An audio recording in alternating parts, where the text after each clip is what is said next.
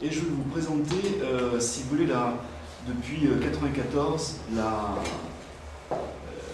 les recherches que j'ai effectuées, encadrées. Là, je suis souvent directement impliqué dans ces recherches-là. C'est des recherches qui sont sur le lien qui existe entre la violence et l'échec scolaire.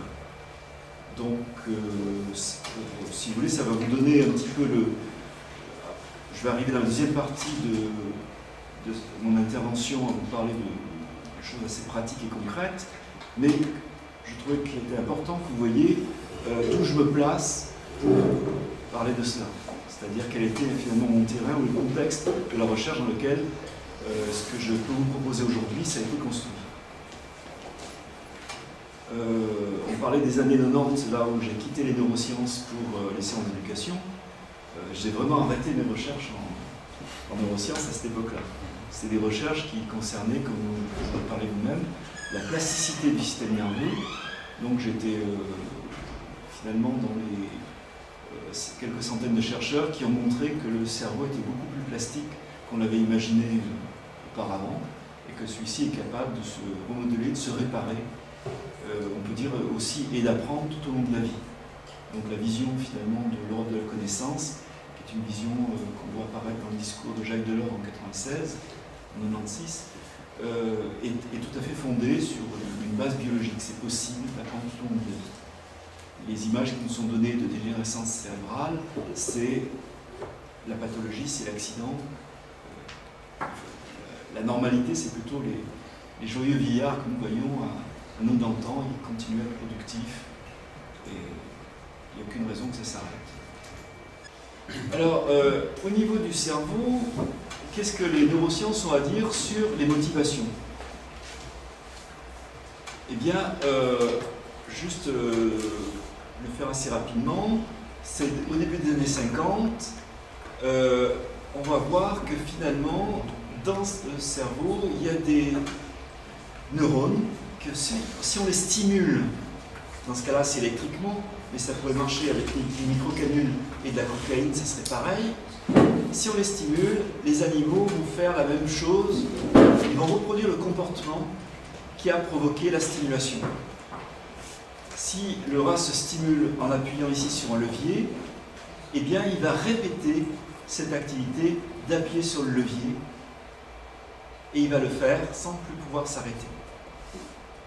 Donc on a en nous des circuits de renforcement positif du comportement. Ce qu'ils font, ces circuits, c'est nous faire répéter les choses.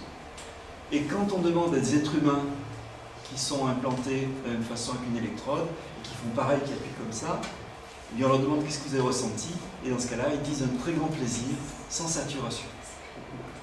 C'est-à-dire, il y a en nous la possibilité d'avoir du plaisir dans la répétition, dans les choses qu'on connaît. Alors, le problème se pose, c'est l'animal, là, quand on le met comme ça avec une électrode et qu'il appuie, eh bien, il ne s'arrête plus d'appuyer. Si on lui donne à boire, à manger, des partenaires sexuels compétents, il n'arrête pas d'appuyer. Donc cette pulsion-là est plus forte que les autres pulsions de vie. Alors, comment on fait pour changer de comportement? Sachant que les rats en question, si on les laisse faire, ils meurent à la fin. Ils meurent de quoi, au fait? Le plaisir ne peut pas tuer. La faim ne peut pas tuer. La soif ne peut pas tuer. Mais en revanche, la déshydratation peut tuer. Le manque de nourriture peut tuer. Alors, effectivement, ils meurent de déshydratation. Mais ils continuent à appuyer jusqu'au bout. Pour les êtres humains, on n'est pas allé jusque-là, on a débranché. Donc ils ont fait ça un moment, après ça. Alors comment changer de comportement?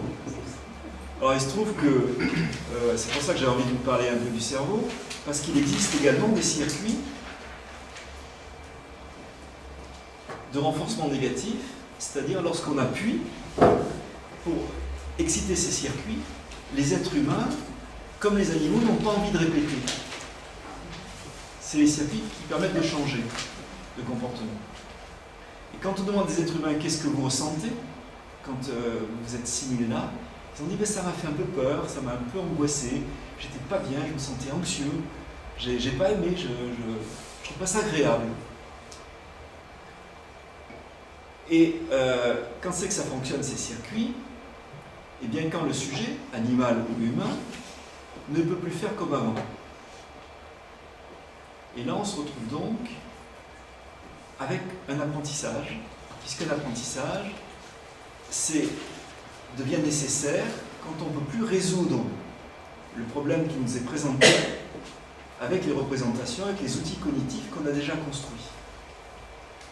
Mais ce que je voudrais vous dire, c'est que chaque fois qu'on doit apprendre, et à la limite, on est au niveau piagétien, chaque fois qu'on va devoir s'adapter à une situation nouvelle, eh bien, le prix qu'on a à payer, en tant que mammifère, en tant qu'être humain aussi, c'est un petit peu d'anxiété.